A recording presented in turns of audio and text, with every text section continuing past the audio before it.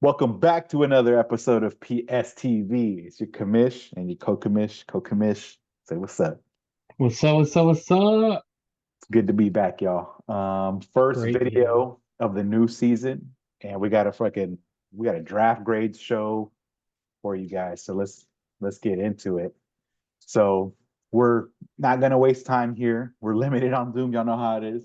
So basically, what you see on screen right now, pause, draft order just to refresh your minds. And then, well, we're going to go team by team and starting with the champ. We don't really have anything for him for the draft because you don't need to participate in the draft when you're the champion. You're in Amsterdam. So good for him. Waivers wise, we had Luke McCaffrey, we had Will Shipley. Solid waivers. You didn't overbid. In fact, you underbid and still won a player. So give you some props for that. Pretty nice. What do you think about those players? Cool kid. I like Luke McCaffrey, Will Shipley. He's going to be the backup in the Eagles organization. Um, I think they're going to have him in a good backup role behind Barkley. Luke McCaffrey, I'm more excited about, which I'm guessing Travis had the same idea. Where hey, he bid a decent amount for Luke McCaffrey, and I think he could potentially pan out depending on the NFL blood that's in him. It runs through his veins, and I'm sure he's going to show out. It's just a matter of can Cliff put him in the right role to succeed. Yep. And the Yeah. role would be in the slot. He'd be a good fit in the slot. They have that opening. They run 11 personnel. There's vacated Mhm. targets. There's a world where it happens. So Yeah, I we're agree. we're not we're We not don't know who Jalen Daniels' favorite target's going to be. Jada doesn't know. I guess Dude, we'll he don't get even know. But he'll I find do out love too. that arm talent. I do love that kid. I think he's going to do really well in the NFL. All right. We'll I we'll we'll get to Jaden. So so next up, look, I wanted to rate myself lower. I did. I didn't want to come in here and be that asshole who gives himself high ratings. But based on my model, the way I like fantasy football, I feel like, my draft grade is a B plus. Why? So from where I'm sitting, my perspective, Marv is the only prospect that I had no questions about. I knew he was going to go to a good opportunity. I know he can do everything, man, zone press, and I just have no questions. I know he's going to come in day one and be productive. And for a championship contender that I think I am, well, I need him to be that reliable day one. Jonathan Brooks can come in and win the starting gig in Carolina, and there's plenty of opportunity there because their running backs are Mhm. trash. Ricky Pearsall and Jermaine Burton, the talent swing is there. There's upside, but I don't know what the roles are going to be year one. For that Yeah. reason, those two guys made me drop my draft grade down. Just draft wise, Kokamish, what do you think? You before we got on here, you were questioning the grade. Yeah, I wanted you to be higher. Honestly, B plus is, I think, too low. I think you were being really generous. Marvin Harrison is going to be a top 10, top 15 piece. And I don't think any of the rookies that we are drafting can we say that we can really see that outcome for them. Jonathan Brooks, again, I do think they want to run the ball a lot. And Chuba and Sanders are unfortunately not going to be doing it for me as a Chuba owner. Sucks, but I do see the talent that Jonathan Brooks has if he is healthy. He's still young, and I think he's going to pop off. So there, I think you give yourself an A minus for both. Let's say A plus, A minus, and then the other two just, they're dart throws, but Ricky Pearsall, the 49ers wanted, and Burton, that was their second offensive weapon off the board. So these two players are going to have opportunities, and if Ayuk leaves, Ayuk or Devo, which I know they're still in talks, which may or may not happen, but they love Pearsall. Shoot, Stroud himself loves Pearsall. So and Stroud knows wide receivers. I feel so Stroud because he's is the best. goat. He's the GOAT. He's played with the best four in the league that have all been drafted. So yeah. All right. And then just waiver wise, quickly to touch on that, I think the waivers pushes me to that A minus that you think that I probably could have came away with. Mhm. Quickly, Rashad White sucks, so he could lose the job to Bucky Irving. I'm not saying that's the most likely outcome. I'm just saying it is an outcome. Yeah. Saquon, all his targets, I mean, Daniel Jones is still going to check down.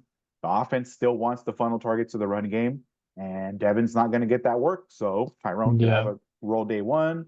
Yeah. Javon Baker, there's no clear alpha in New England worth a shot. And Rasheen Ali, don't be surprised if Derrick Henry has a timeshare in Baltimore, just like he did in Tennessee. Yeah. Maybe it's not Rasheen Ali, but maybe it is. Nish. No tight end, so I guess we need to change the grade to an F. Yeah. I Um, mean, I don't know what happened there. He had his chance. right. We'll see who got the tight end next time. Hmm. Man, big time class, and he went for his needs, right? I mean, getting younger and more elite at receiver, getting quarterbacks into the team, and then Kamani Vidal. Just to quickly touch on him, everybody knows the other names, right? These are guys who were always projected top 10, but Kamani Vidal is a great pickup. I wish I could have got him in waivers, but Nish took him in the draft that I did not see coming. Um, the scheme fit and the opportunity are immaculate. When you're talking about these late round running backs, these flyers, you want one like Kamani Vidal. Kamani Vidal goes to a team with almost 400 vacated targets. Some of those are going to go to the running back. Almost 300 vacated carries. Those do go to the running back. And then the scheme that they're bringing over runs two running back sets. So he's got a chance to be on the field way more than people think. And he's a he's not just a good pass blocker, he's arguably pound for pound the best pass blocking running back in the entire draft class. So there's a reason to have this man on the field. Now, is that going to mean he gets to play over J.K. Dobbins? I don't know, but I love that pick. And the other guys are pretty chalky. I mean, I've got some Hmm. concerns about Neighbors' day one fit with the Giants because he was more in the slot. He was 50-50 slot and outside. So questions about the fit, questions about Rome's opportunity with all the other receivers. Like I've got questions, but the talent that he picked up is undeniable. I ended up giving him an Hmm. A. What do you think about that? No, I mean, he definitely made great moves in the draft. I mean, even before the draft, right, to get where he was at, to get the 102, 103, and the 105. I think he outlined, I think he tackled the needs that he needed correctly. Even if it meant going down from Neighbors to, or sorry, even if it meant going down from Harrison to Neighbors and Odunze. And he, I mean, fixed his quarterback issue by trading away Tua and getting Caleb Williams. So, I mean, he definitely deserves that A. He's definitely done his research as well in terms of these rookies that were coming in this year. I A lot of agree. high upside guys. The only thing I could have knocked is Caleb at the 105, but honestly, that's my personal way that Hmm. I do single QB. So for Hmm. me, it's high, but like you said, the team need it's right spot on. Hmm. And other people in the industry take him this high, so like I get it. Yeah. Um, Waivers, Ray Davis, Dylan Law, Blake Watson, all running back flyers. He needs running backs. He's going zero Hmm. RB. Totally Hmm. fits what he's doing. He didn't Yep. outbid himself like crazy. I love these guys and what I think the roles could be day one? No, but also that's kind of built into the running back flyer thing. We don't know what they're going to be in 2 months, so Yeah. maybe these look better. For now, it didn't lean the grade up or down. Still A. All right, we got Kokamish is up here. So Kokamish scored a B plus on his draft. He ended up getting Brock Bowers at the 104. Now, that in and of itself, some people you hear it in the industry, I'll never take a tight end in the round one. I'm not Yeah. like that. I'll take one if he's BPA. BPA in real life, BPA in fantasy. And then Keon Coleman with the 202, that's via a trade up. So I mean, I'll say about Bowers, the industry wanted us to overreact to him going to the Raiders, but I think that's a miscalculation because the Raiders in particular, with Luke Getsy coming over from Chicago being their new OC, Hmm. he runs a lot of two tight end sets. The second most called formation is the 12 personnel or that Hmm. grouping. And in addition to that, Cole Kmet played the most amount of snaps of any tight end. So he likes to keep one tight end on the field all the time and then also bring the second one in. So I don't see Brock Bowers ever coming off the field. And when you're that talented, you're going to command targets. Is it going to be day one translatable? I don't know because the relative athletic score, that's what RAS means. And there's going to be some Mhm. abbreviations in here, guys. Opportunity, RAS, a relative athletic score, size, speed, freak. I don't know if Brock is that. We didn't really find out because he ducked some of the things in the combine, like a lot of other guys did, Mhm. not just him. Yeah. But questions to answer. But I think based on what I've seen, he is going to be a freak day one. Keon Coleman, concerns about can he play outside? I don't know that he's separated as well as I would like to see from a prospect who's going to play that much on the outside. Yeah. Um, but the opportunity is gold, man. You got an elite quarterback throwing to you, and I mean, the sky's the limit if he can figure out. I mean, I would have liked to get him to get some lessons from Stephon Diggs while Diggs was there, but That would hopefully have been too someone nice. hopefully someone in that room can help him separate on the outside so he can make use of that just hulking frame. I mean, he's going to be a jump ball winner Yeah. day one. Obviously, these are your guys. What do you like about the guys you picked up? Yeah, man. I mean, I needed to feel the need. Like, I am one of those people that I really thought through whether I wanted to take Brock Bowers or not. Obviously, everybody in the industry For a talks long about time. tight ends. Tight ends don't hit. Tight ends don't hit. It's going to take a while. I think Bowers is different. I think also did somewhat of research with Getsky himself. He loves having two tight end sets playing all the time. I don't think people really talk about that too much, especially with the Raiders. I do worry about who's going to throw to him more than can Bowers perform. And I feel like I did the best that I could with the picks that I had at the time. Bowers at the 104, is it high?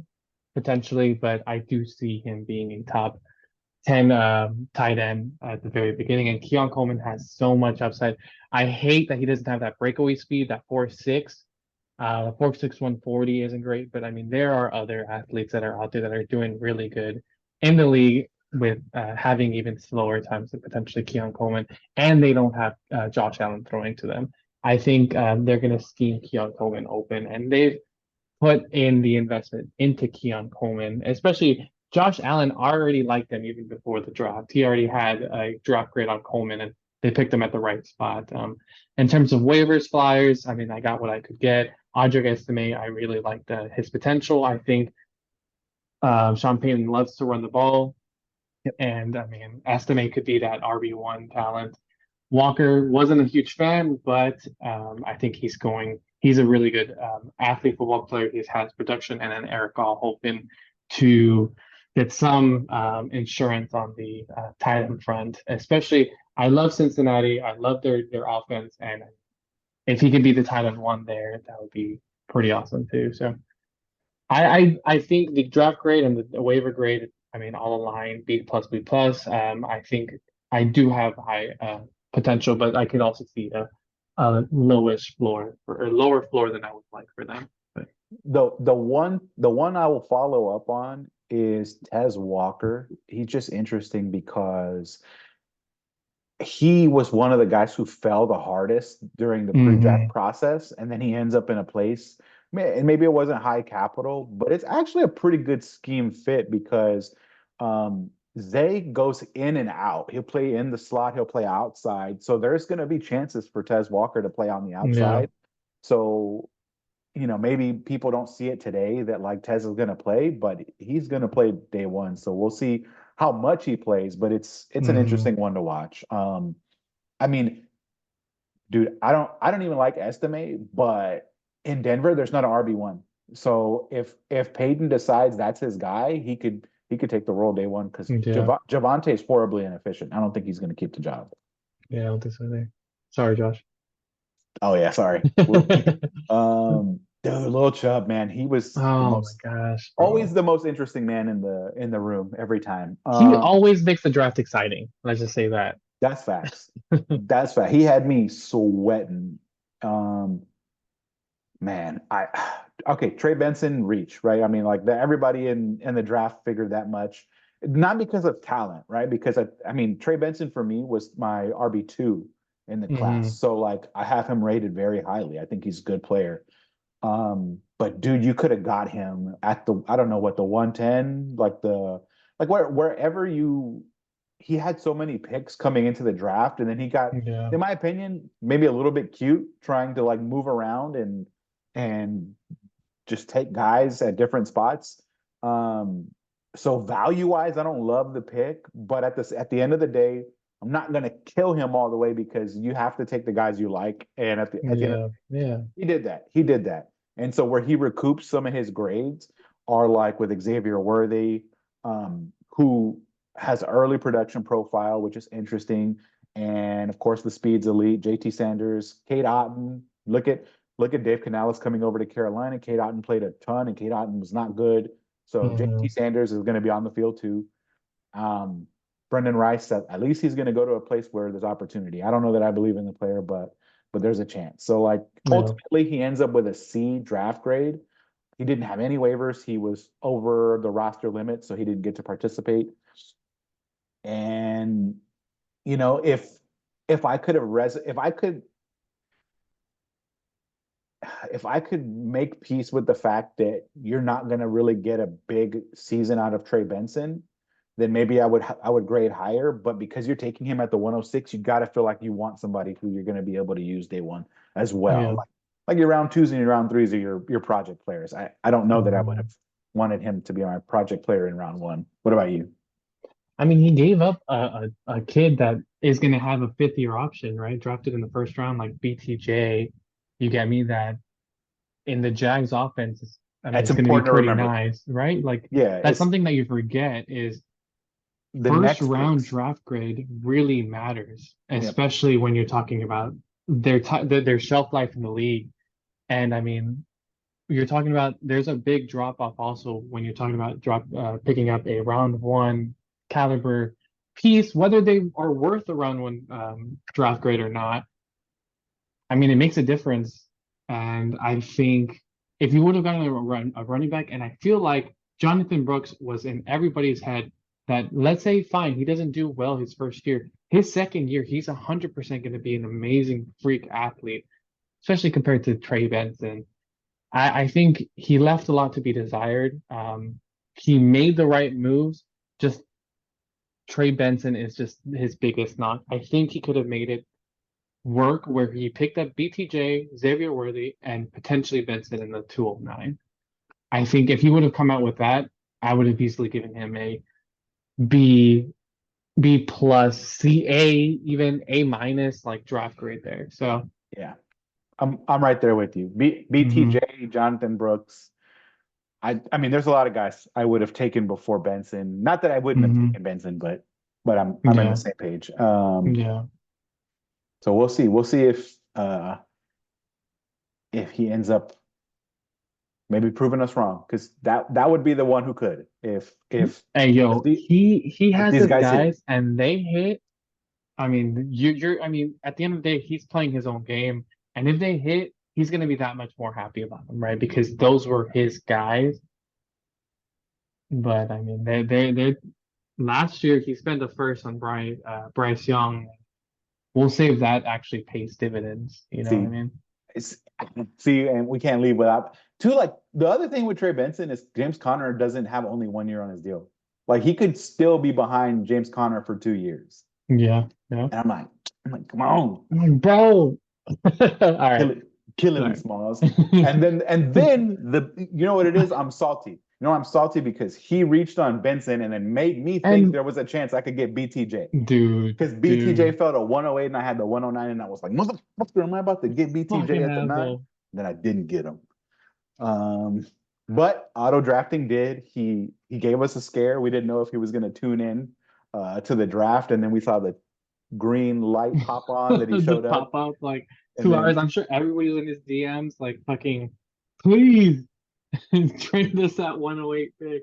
I was just like, is there a chance that I could manipulate the board so he's not the Mhm. BPA? But hey, you know what? At least shout out to Corey for helping us get him in there, and well, no, not helping us. He did the whole Mm. thing, and he got a good player. I mean, opportunities there for this guy. He can beat press, so he figures to be okay on the outside. I don't know, Mhm. how they're going to use him, but he's a freak athlete, and you could say the same about Adonai Mitchell, another freak athlete.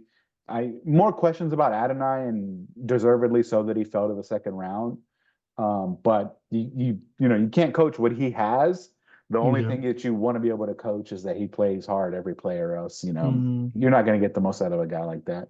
Um, Braylon Allen, you go to the Jets behind Brees, you feel like it's a bad spot. Maybe there's room for him to mm. fill The only in. good thing there with with Braylon Allen Yeah, is I the Jets drafted two running backs this year. So clearly they don't trust the Abanikanda and whoever is backing him up there. I think they really want a really good RB2 to help offset some of that workload that they were giving Brees Hall, which I mean that's what whoever the head coach, actually what was his name again? Salah. Uh, yeah, Salah, like he kept emphasizing that Brees Hall can't be doing it all himself. Unfortunately, he had to, but I think they're really trying to make moves to help lessen that load. And Braylon Allen, I mean, I loved his watching some of his tape or on YouTube videos on the type of runner he is, and I do like him as an RB2, and I think he will take some of that workload off. So Honestly, some people I don't like him, some people do. Go ahead. I don't. And Yeah. I was definitely one of the guys lower on than consensus on Braylon Allen. Hmm. And it's just like, and he's not the only player who's like this. But when you're that big, I want you to play like just with a Ground violent pound, like ground and through pound, the violent run yeah. style. Yeah. And he kind of was, he's like a dancer, he was just trying to Hmm. juke and Be cute don't about it. be cute about it. And he doesn't have the vision for that, at least Hmm. relative to what his scheme asked him to do. And I think that's important to reiterate here, because when he went to Wisconsin, they were more like a lineup under center and gap run team. By the time that he got to his final year in college, they started playing out of the shotgun, and it's different. It's a change, right? So I'm sure there were some difficulties. I'm sure there were coaching points where they asked him to approach the line of scrimmage differently, and so maybe that can be like the explanation for why he didn't look as good. Or better said, it's not that he didn't look as good. He just didn't seem like he got any better. But maybe it's because Yeah. he was dealing with that. So there's room for him to be better. But overall, not somebody I would have picked up. There's waiver guys I would have rather had than Braylon Allen. Yeah. And this man, I have to move our picture because he has so many draft picks. Goat King, Fucking goat. man. And he needs every pick, right? Because we don't know who's going to end up in jail, in the hospital, like The strip club, getting shot at. wherever, right? Yeah. So hopefully none of that happens with these guys, because we like all these guys. Good, a lot of good kids here, man. I mean, I guess I'm old enough to start calling people kids, but Good. yeah. So I mean, dude, Lad, the opportunity is there. I already rattled off what the Chargers left behind in terms of Hmm. opportunities. He can play inside. He can play outside. Are they going to pass? I don't know. Yeah. The Senator, we love the Senator.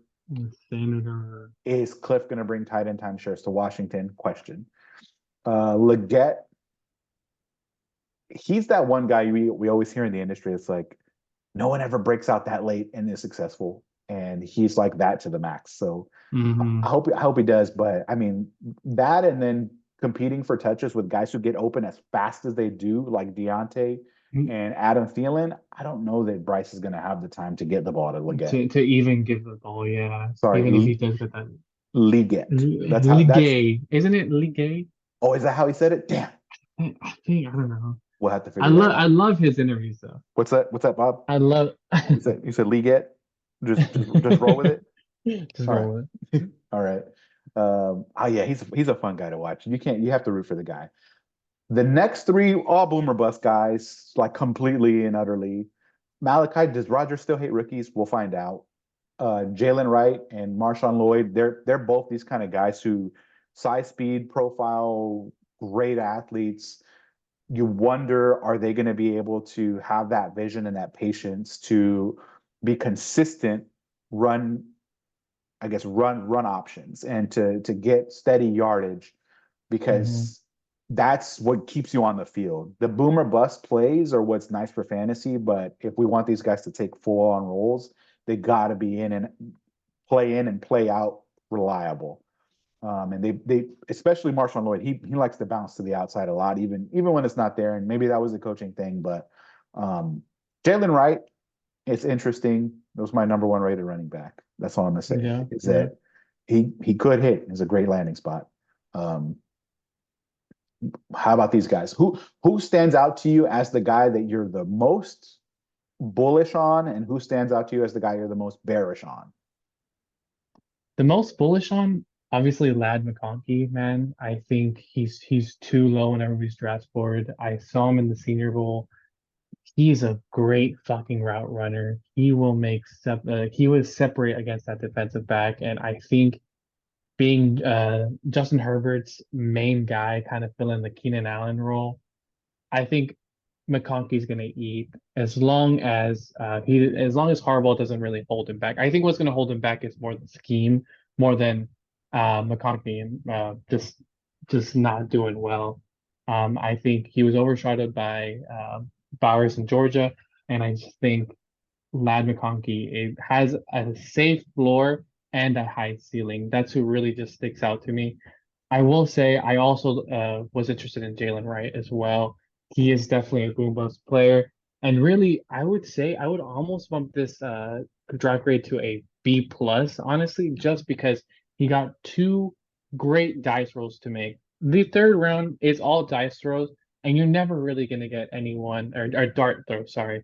You're never really gonna um if you're just trying to aim for someone that might get a couple carries here and there throughout their season, that's going to be or like a wide receiver three or RB3 or RB2, like those. They're great to have as kind of like handcuff pieces or whatever. But when you're talking about someone that could potentially be a starting guy or take carries from a high-powered offense, that dart throw, man, I, I'm They're excited for good that. darts. They're Yeah, good. They're yeah, good they're darts to really throw. good darts. Yeah, yeah.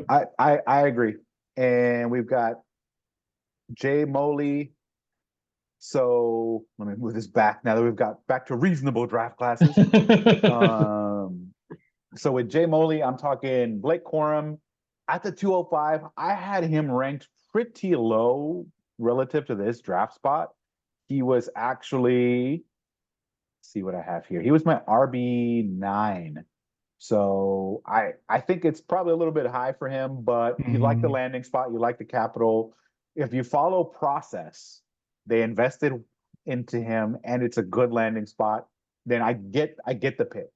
Um, Jalen Polk, I mean Rome Light, Jalen Polk can do everything. Yeah. Not to the level of somebody like Rome, but he's good against man, good against zone. He didn't play a lot against press, but he's fine against that too. Like he can do everything. So I really like Jalen Polk. The pro and the con is the same thing. Is well, the wide receiver one is up for grabs in New England. Problem is, there's like 8 guys who could be the wide receiver one in New England. So Yeah. is it going to be Polk? I think it's the best chance, but it's a question. And even then, even if he is the wide receiver one, is Drake May good? Yeah, Like and that's the other. okay, one more for you. So is Drake May good? But then also, if we're talking about the Patriots, they're getting Alex Van Pelt from Cleveland, who was really heavy on run emphasis. Right.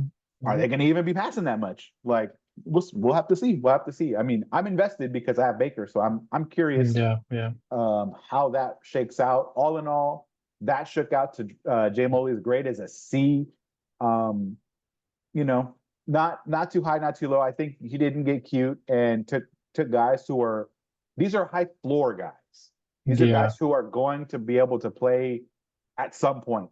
I don't know if Corum is this year or maybe next year where he gets more integrated. But if Corum, if he becomes like a heavy timeshare, then this pick is going to look way different. And Texas Chili Bowl we have here ends up with a B. I mean, the man's didn't do much because he had one pick and waiver bidding was crazy. But Yeah. Jaden Daniels at the 206 is pretty good value. And the thing about league format, man, one quarterback, 4 point passing touchdowns. You want rush upside quarterbacks. So high ceiling for this player. Now, question is one, does he have the frame to absorb the abuse, be somebody who can play for play? And I don't know. I don't know yet. This is a poverty franchise. Do we wonder if the Commanders will ever get it together for Jaden to pull it off? But that's interesting. McMillan invested capital in him. He was a day two pick. And Mhm. I mean, Joey also underbid and won the bid. So you got to give him props for getting that guy when he probably couldn't have. And Yeah. the only question is, where does Jalen McMillan play? Does he take snaps away from Palmer? God, I think he takes Or snaps away from Godwin potentially. possible if they feel Yeah. like he needs to play slot. So maybe it's Godwin, but I, day one role unclear. So doesn't make me improve the draft grade. I think it stays at about a B. Mm. Would you go up or down? You feel like that's about right? No, maybe I would go down. I do love the Jalen Daniels value. I think it is a good insurance for Justin Herbert. Maybe he could have done something else with that pick. I'm not quite sure what was around that area. What was it, So right, 206? yeah, 206 right around there. Adonai. He he traded down, so keep that in mind. He picked up some fab, but then would you wanted Hmm. Adonai Mitchell, Xavier Legette, Troy Yeah, yeah. Franklin, knowing if we're talking about who fits on what team, he at quarterback only has Justin Herbert Hmm. and backups like Gino and David Carr. Yeah, So, oh, agree. Derek, not David. PTSD. So I think it fit the need, but it's not exciting. I mean, Yeah, it's what yeah. it is. It's a B. But I mean, it's at a 206. It's like I think that was the best that he could do. Yeah, I agree. Yeah. Yeah. Maybe if he runs, that might be the quarterback one from the draft. Because Caleb's not gonna give you that much rushing upside. Yeah. So maybe we'll see. And if he doesn't, then I don't know that the pass volume is gonna be there either. Bad Wolf last but not least, and he had to wait the longest. His first pick was the 210, and Troy Franklin, Zen Master, he fell to Bad Wolf. I loved Troy Franklin going into the process, and then he got drafted in the fourth round, and I was like, "Fuck, dude, Dude, that sucked. I can't beat on or bang on this drum anymore. I can't right now." And what do I like about him? The speed, of course, the zone beater. I think he's a fluid route runner in terms of like, how do I say it? People like to say Garrett Wilson runs kind of like a bull in a china shop. Like he's just a little bit over the place, a little bit herky Yeah. jerky. I think Troy Franklin has some herky jerky to him. So I think he's underrated as a route runner, even though he doesn't run routes the traditional way. So I like Franklin, and there's no competition in that receiver room. But dude, how do you trust some? And I learned this with Damian Pierce. How do you trust somebody who didn't get the investment to say, "Hey, we're gonna be loyal to you"? They didn't do that for Troy Franklin. So if he doesn't really pan out, then it's done. Bo Yeah. Nix, high capital experience. He was my sixth rated quarterback. So I don't know. I wouldn't have wasted a pick on him, but and knowing you already have like Josh Allen, Baker Mayfield, when are you ever going to play Bo Nix? Yeah. But if you have the patience and Bo Nix does pan out, then this pick looks different in a couple years. Really, Um, he could have picked up Roman Wilson spend and less ended up fab. getting Bo Nix for I mean for like 10 fab. I'm sure he would have been fine there. Yeah, no, I totally agree. Yeah. Like why run that risk if you had two guys that you potentially liked? I, dude, and you could have picked up an extra third, and because remember, I was That's so true. I was trying to Yeah. trade for that pick. Um, but hey, again, I can kill the picks because I don't like the player. But at the end of the day, Hmm. like again, you call your shots, you have your process. So he liked him, he got his guy. And then he really got his guys in the waivers, right? So Hmm. record-breaking fab bids for Isaac Guerrero and Roman Wilson. Isaac Guerrero, the again athlete freak. Kyle Shanahan takes these freaks and turns them into Elijah Mitchell, which is dope if he gets to play. Yeah. But that bid was crazy high. 57, almost $50 higher than the next bidder. Roman Wilson, I thought was going to be an insane bid too when I saw 70, and then I saw that Josh put 63, and I was like, okay, fair bid then. You had to bid Yeah. that because somebody actually was going to take him from you. The only thing is, and some people like Roman Wilson, I'm not one of those guys. I think this is fool's gold. We'll see how it pans out.